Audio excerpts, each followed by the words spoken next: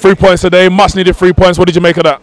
I thought we were worse than we were against Bournemouth the first half, but I think any better team would have finished us off in the first half. But luckily we were playing Huddersfield. They didn't have the quality to finish us off, and in the second half I think that was one of the better halves of football I've seen for a while from us. So it was, I know it's an old cliche, but it was really a game of two halves. So. Was it refreshing to see both Vardy and Iheanacho on the pitch together? They both combined for each other's goals, and obviously they both got on the score.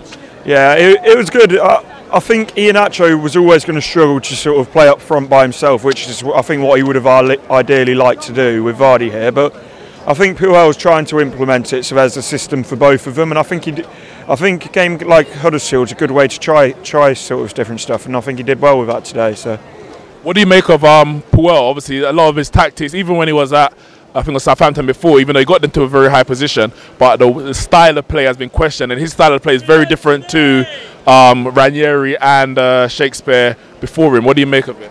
I think I like what he's trying to do. I just feel like he's rushing it a little bit too quickly, sort of trying to turn us into a possession team sort of straight away. From when he took over from Shakespeare, he sort of almost did it instantly. And I know we're in a transition period at the moment, but I still don't feel like we've fully got the players to play the style that he's trying to play. So I think like sort of 3, 4, maybe 5 months further into the season will be much better sort of positioned to play how he wants to play.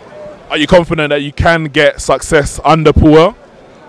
With the right signings, I still think we still haven't replaced Mahrez properly. I think Gazelle was a sort of half-hearted effort at it when players like Forg and Hazard were available.